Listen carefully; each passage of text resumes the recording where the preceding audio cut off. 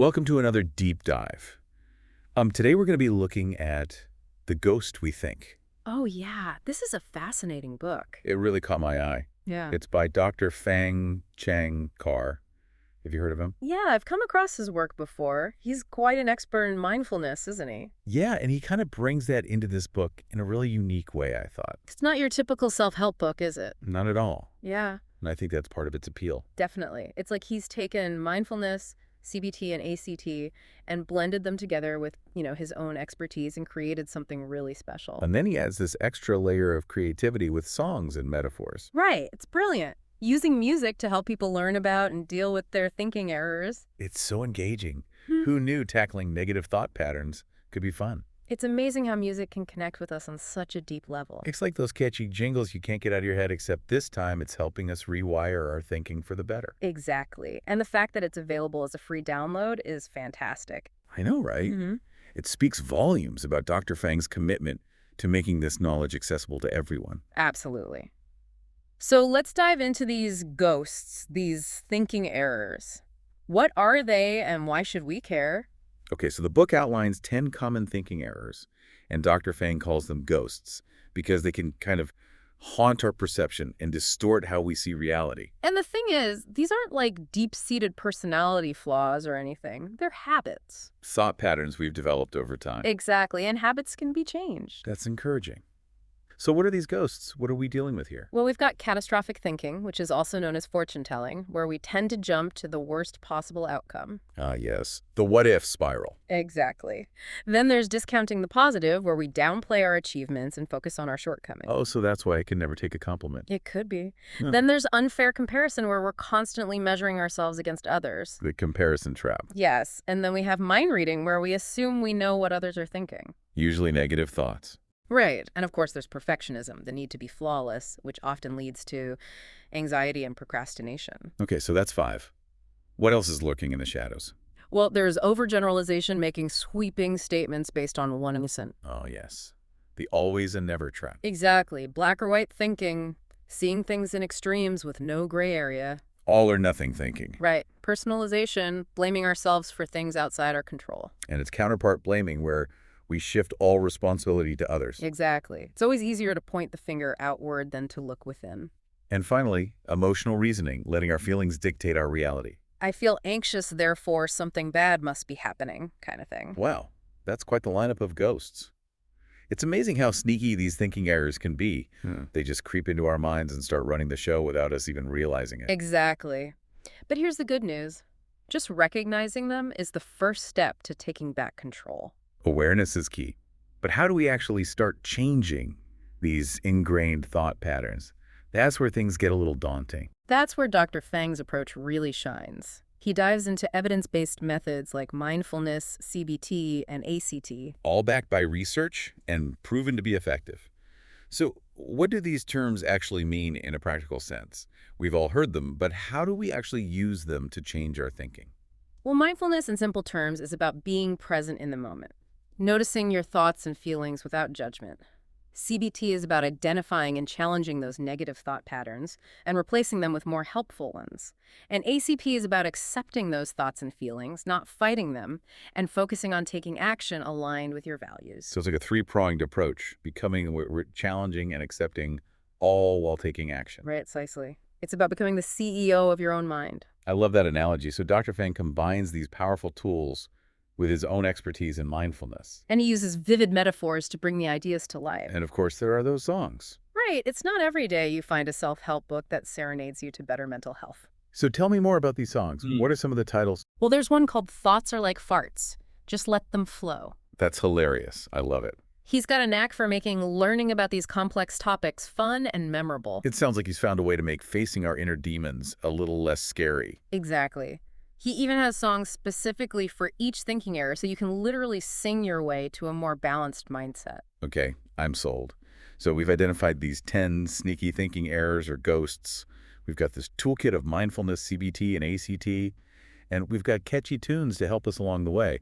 Where do we go from here? Well, let's dive into a few specific thinking errors, those that you might be grappling with, and explore how Dr. Fang's approach can help us tame them. How about we pick 3 or 4 and really get into the nitty-gritty? Sounds like a plan. I'm ready to evict some of these pesky ghosts and reclaim my mental real estate. Which one should we start with? Let's start with catastrophic thinking. It's one of the most common and often debilitating thought patterns. It's that voice in your head that screams the sky is falling, even when it's just a little drizzle. Perfect. Let's unpack this one and see how we can start to tame it. Catastrophic thinking. Our minds just seem to love going straight to that worst-case scenario, don't they? It's like our brains are hardwired for drama. In a way, they are. Dr. Feng explains that this tendency is actually rooted in our evolutionary past. Right. You know, back when focusing on potential threats helped us survive. So our brains are still playing caveman in a modern world. Exactly. But luckily, we have tools to help us manage this kind of thinking. Yeah, Dr. Fang offers some specific techniques to combat catastrophic thinking, right? She does. One that I find really helpful is the leaves on a stream visualization. It's a mindfulness exercise. Oh, that sounds interesting. Tell me more. Imagine you're sitting by a gently flowing stream, and each thought that pops into your head is like a leaf floating on the water. Okay, I can picture that. You simply observe the leaves without judgment as they drift by. You don't try to grab them or analyze them or fight them. You just let them flow. So we're creating space between ourselves and our thoughts. We're becoming the observer rather than getting caught up in the drama. Exactly. It's about recognizing that thoughts are just thoughts. They come and go. We don't have to believe them or let them control us. That's a powerful shift in perspective. It makes those catastrophic thoughts feel a lot less overwhelming. Right. And Dr. Fang also emphasizes the importance of challenging those thoughts using CBT techniques. So we're not just observing those thoughts, we're also putting them on trial. Exactly. He encourages us to ask ourselves, what's the evidence for this thought and what's a more balanced perspective? So we're examining the facts and seeing if those catastrophic predictions actually hold up under scrutiny. Right. And often we find that they don't. Which is a huge relief. So mindfulness helps us detach from those thoughts, and CBT helps us challenge them. What about ACT? How does that fit into the picture? ACT is all about acceptance. It's acknowledging that those scary thoughts might pop up, but we don't have to let them dictate our actions. We focus on what we can control, our actions and behaviors, and move forward in a way that aligns with our values. So even if our minds are screaming fire, we can still choose to walk calmly toward the exit. Exactly. It's about diffusing the power of those thoughts and choosing to act in a way that's consistent with who we want to be. That's incredibly empowering. It makes you realize that you're not at the mercy of your thoughts.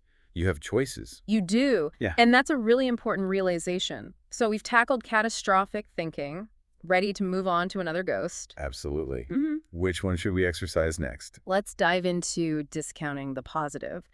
It's that sneaky habit of downplaying our accomplishments and focusing only on the negatives. Oh, I know that one all too well. Yeah. It's like we have this inner critic that's constantly whispering, yeah, but, in our ear. Exactly. It's like, yeah, but it wasn't that big of a deal, or yeah, but anyone could have done it. It really sucks the joy out of any achievement. So how do we silence that inner critic? What does Dr. Fang suggest? One technique he recommends is keeping a success journal. A success journal. What's that? It's pretty simple. Each day you write down at least 3 positive things that happened. They can be big or small, anything that brought you joy or made you feel proud. So it's like a gratitude journal, but specifically focused on our achievements. Exactly. It's about retraining our brains to notice and savor those positive moments instead of letting them slip away unnoticed. I love that. It forces us to pay attention to the good stuff and acknowledge our own awesomeness. Right. And it also helps to challenge that yeah, but response when it pops up. So when that inner critic starts whispering, we need to put it on the stand and cross-examine it. Exactly. When you catch yourself downplaying an accomplishment, ask yourself, is that really true? Or what evidence do I have to support that thought? We're holding that inner critic accountable for its negativity. Right. And often when we shine a light on those negative thoughts, they crumble under the weight of evidence. So it's about reclaiming our power and choosing to focus on the positive even when it feels counterintuitive. It is, and that's where ACT comes in again. It's about accepting that those negative thoughts might still arise, but we don't have to fuse with them. We can acknowledge them and then choose to act in a way that supports our values and goals. So it's not about pretending those negative thoughts don't exist. It's about learning to coexist with them without letting them dictate our reality. Exactly. It's about becoming more aware of those thoughts, challenging them when necessary, and accepting them as part of the human experience. And most importantly, taking action in spite of them. It's starting to feel less like an exorcism and more like a mindful dance with our inner ghosts. We're learning to lead, not be led. I like that analogy. It's a dance we can all learn. Okay. We've explored catastrophic thinking Yeah. and discounting the positive. Hmm. Are we ready to tackle another one of these thinking errors? Let's do it.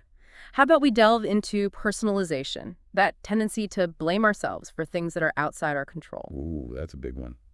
I think a lot of people struggle with that. It's so easy to fall into the trap of self-blame. Hmm. Let's unpack that one and see what insights Dr. Fang offers. Personalization. Yeah, that tendency to blame ourselves for things that are outside our control. It's like we have this internal magnet that attracts blame even when it doesn't belong to us. It's a common struggle, I think. It stems from this deep-seated need for control. You know, when things feel chaotic or unpredictable, our minds try to make sense of it by finding a cause. And often the easiest target is ourselves. Right. It's almost like we'd rather blame ourselves than accept that sometimes things just happen. So how do we break free from this self-blame cycle? What does Dr. Fang suggest? Well, mindfulness plays a big role here. By cultivating that present moment awareness, we can start to observe our thoughts and feelings without getting swept away by them. So instead of immediately jumping to my fault, Yeah. we're pausing and taking a step back. Exactly. We're creating that space to examine the situation more objectively. So we can ask ourselves, what are the facts? What role did I actually play?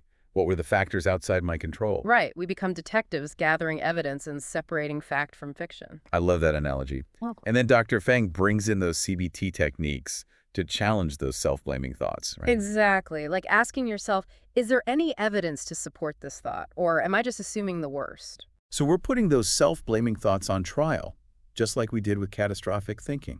Precisely. And often we find that those thoughts don't hold up under scrutiny. Maybe we contributed to the situation, but it wasn't entirely our fault. Or maybe there were external factors at play that we had absolutely no power over. Right. And that's where ACT comes in. It encourages us to accept those feelings of guilt or shame without letting them define us. So we're not denying or suppressing those feelings. We're acknowledging them, making space for them. Exactly. And then choosing to act in a way that aligns with our values, regardless of those feelings. It's a powerful shift in perspective, isn't it? It's about moving from self-blame to self-compassion. Absolutely. And Dr. Fang really emphasizes self-compassion throughout the book.